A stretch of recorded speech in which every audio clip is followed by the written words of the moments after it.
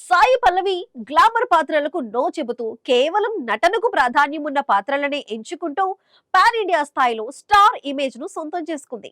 Shiva కార్తికేయన్తో Amaran success తర్వాత ఇప్పుడు ధనుష్, విజయ్ సేతుపతి వంటి స్టార్ హీరోలతో పాటు బాలీవుడ్ మాగ్నమ్ ఓవర్స్ రామాయణంలో సీతగా మెరవబోతుంది.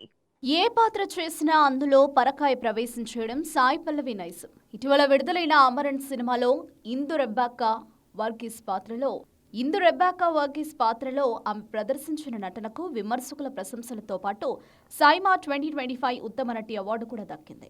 అలాగే నాగ చైతన్యతో నటించిన తండేల్ చిత్రం కూడా బాక్సాఫీస్ వద్ద 100 కోట్ల క్లబ్లో చేరి ఆమె గోల్డెన్ లెగ్ ను మరోసారి నిరూపించింది. ప్రస్తుతం కోలీవుడ్ నుంచి బాలీవుడ్ వరకు మేకర్స్ అందరూ ఆమె కాల్ షీట్స్ కోసం క్యూ కడుతున్నారు.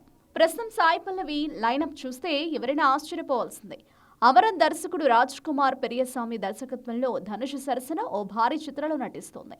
దీంతో పాటు లెజెండరీ డైరెక్టర్ మణిరత్నం దర్శకత్వంలో విజయ్ సేతుపతితో కలిసి ఒక ప్యూర్ రొమాంటిక్ ఎంటర్టైనర్లో కనిపించబోతోంది. విజయ్ సేతుపతి స్వయంగా ఈ ప్రాజెక్టును ధృవీకరించడం విశేషం. ఈ చిత్రాలు సాయి పల్లవి కెరియర్ను మరో స్థాయికి తీసుకెడతాయని ట్రేడ్ వర్గాలు విశ్లేషిస్తున్నాయి. సాయి పల్లవి కెరియర్లోని అత్యంత ప్రతిష్టాత్మకమైన ప్రాజెక్ట్ రామాయణ. నితీష్ తివారీ దర్శకత్వంలో తెరకెక్కుతున్న ఈ పౌరాణిక గాథలో రణబీర్ కపూర్ సరసన ఆమె సీతగా నటిస్తోంది.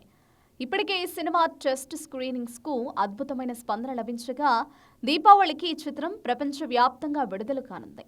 అలాగే జునైద్ ఖాన్ తో కలిసి నటించిన ఏక్ దిన్ కూడా విడుదలకు సిద్ధంగా ఉంది.